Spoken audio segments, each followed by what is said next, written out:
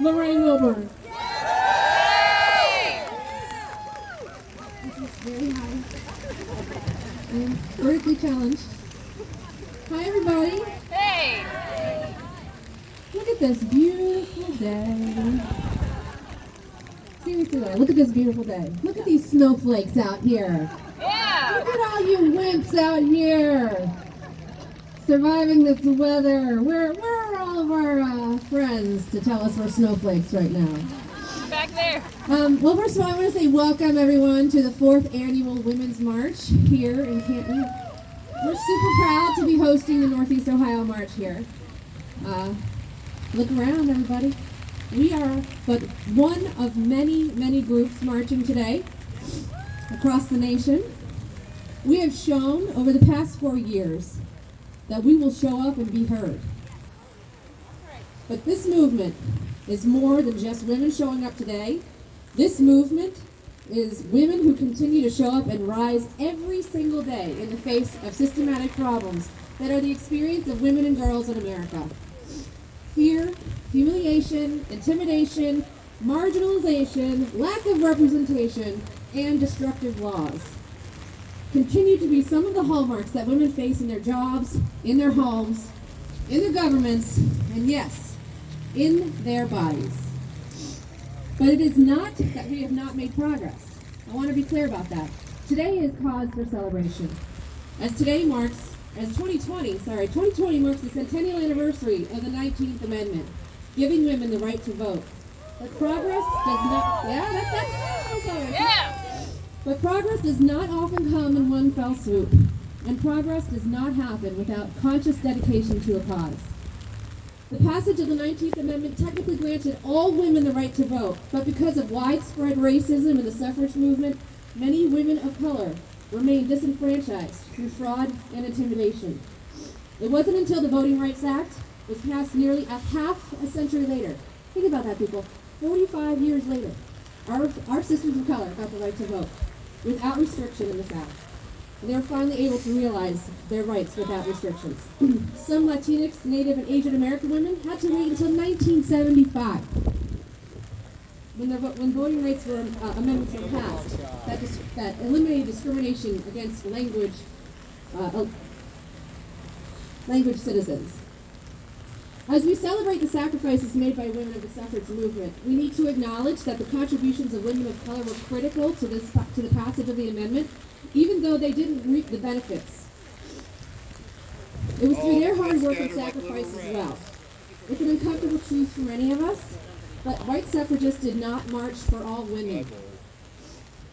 But we cannot move ahead if we cannot look back at our own history with clear eyes and see that white women left many women out of the quest for equality. We failed our suffragist sisters who fought alongside us, marching only forward and not stopping to take the hands of women of color to bring them into the future with us. There are very few memorials honoring the women of color who fought in the suffragist movement. It's important that on the 100th anniversary of the 19th Amendment that we remember their names. Mary Church Terrell, Sojourner Truth, Jovita Idar, Ida B. Wells, Anna Julia Cooper, and Wilhelmina Dowsett. And still, the equal rights that the suffragists fought for have not been fully realized a century later. Women of color in the U.S. and its territories still face barriers to voting.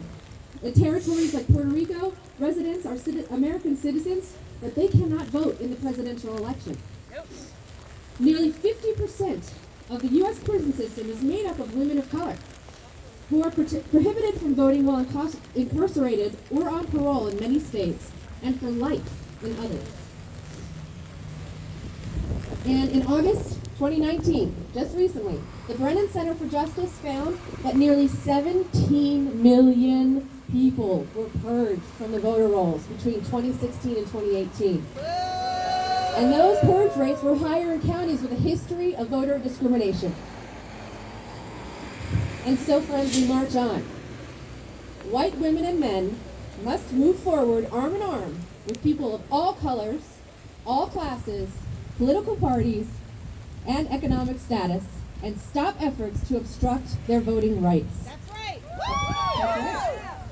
This extends beyond one politician, beyond one political party. We have the power to make sure that every single woman has the equal opportunity to make their voices heard by those in power in this great nation. And I'd be remiss if I didn't note that that equality is an issue that goes beyond the polls. In 1923, the first version of the Equal Rights Amendment, perhaps you've heard of it, was introduced to Congress.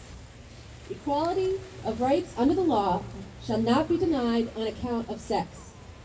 It has taken 97 years to get the support from enough states to ratify our Constitution, which to this day does not guarantee legal rights regardless of sex. But today, as we march, we celebrate another big milestone for women. On Wednesday, Virginia became the 38th state to pass the Equal Rights Amendment. Yes! And some of you may be surprised to know that Ohio already passed it in 1974. So go Ohio.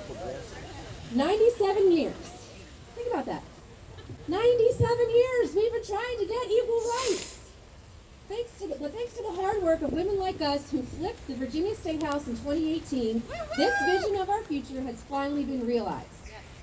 Where it goes from here is a little uncertain, but it is a very important and symbolic milestone for women. And it shows us that the future is indeed female. And we have more big wins to march for today. The past year, the squad showed us the power of women working together. After the president tweeted that these members of Congress should go back and help fix the totally broken and crime-infested places from which they came, they held a press conference and pushed back. The U.S. women's national soccer team won the World Cup and fought for equal pay. Michelle Obama's memoir became the best-selling memoir of all time. Happy birthday, Michelle! Yeah, it's her birthday yesterday. And she donated $500,000 of those book proceeds to support girls' education. NASA had its first all-woman spacewalk, which the whole world watched over live stream. Virginia elected the first female Speaker of the House in the state's 400-year legislative history. Simone Biles became the most decorated gymnast in world history. Greta Thunberg led an international strike to raise awareness of the climate crisis. And that 16-year-old girl courageously and publicly stood up to our president. Joy Harjo became the first Native woman poet laureate. And the most women ever in American history appeared on a presidential debate stage. Women dominated that historic debate with 4 female moderators who changed the dialogue towards issues that women care about, like reproductive rights, child care costs, and parental leave. And we cannot forget Nancy Pelosi. Her famous clapback at the State of the Union, her steady leadership and fearlessness as Speaker of the House, we thank you, Madam Pelosi. I am proud to be here with you today to celebrate all of these wins and more. But my friends, the time that we have been rising up for is here. We have marched alongside each other since 2016. And we are tired. I'm tired. I know I'm tired. But this is the moment we've been waiting for. This is when we shift from marching to battle. My friends, we have fought our way into 2020. Over the last 3 years, much of what we hold dear has been threatened. Human rights, women's rights, immigrants' rights, LGBTQ rights, democracy, civility, truth, you name it. Since 2016, women have marched in the millions, organized and come together as a community, fought for health care, civil rights, reproductive rights, fought against racism and white supremacy and corruption. We ran for office and we won big. Electing unprecedented and historically diverse numbers of women to Congress, state houses, and local offices in every corner of the country. We've shown the world what we can do when we come together, lift each other up, raise the voices of the voiceless, and fight for what is right. We have shown ourselves and the world that we will not be ignored. But we are not done. We cannot be done. This year will define our country for generations. Every election is important, but my friends, this is the one that you have been training for. They are trying to weaken our resolve, and tear us apart because they know how powerful we are if we work together. They know they are staring down at the last gasp of white domination and patriarchy, and they're not going to go down easy. They've shown us that they intend to keep power by any means, including foreign interference and rampant voter suppression, and we cannot let that happen. Now is not the time for us to sleep. The 2020 election carries historic consequences. We are not just facing losing an election in 2020, we are facing losing our republic.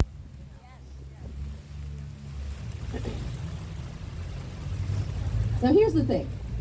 Women will decide 2020. Women represent 51% of the population, and since 1986,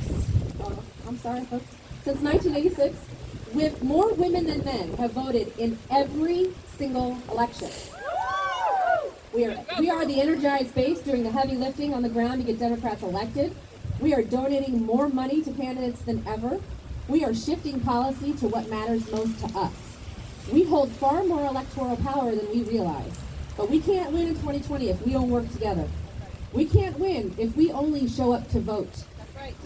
We have work to do. That's right. It is up to us to ensure a victory in 2020 because the hard jobs are always left up to the women. That's right.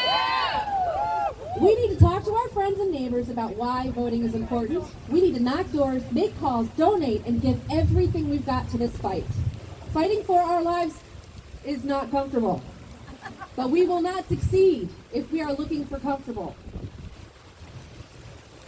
And let me tell you, losing is not an option. Babies separated from the parents and kept in cages is not an option. Endless war is not an option. Losing agency over our bodies is not an option. Violence against people of color and the LGBTQ is not an option. Authoritarianism and fascism is not an option. I will leave you with this. Women won at higher rates than men in the 2018 election. Non-incumbent Democratic women candidates for the House, Senate, and many statewide offices won primary and general elections at higher rates than non-incumbent men. Democratic women were responsible for the majority of House seats flipped from Republican to Democrat in 2018. Yes. The 4 of the 7 governorships that went Republican to Democrat in the last election were flipped by women. Woo!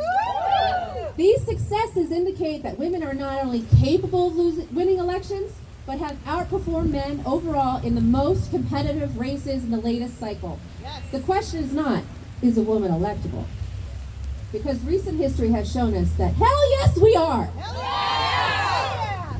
We are mobilized. Yes, we are. We are ready to Yes, work. we are. Woo! Woo! And we must keep moving forward together. Most importantly, together in this fight. It's a mistake to believe that we are just here to march today. Because, my friends, it's 2020. This is the march of our lives, and we are marching to the front lines because the battle begins.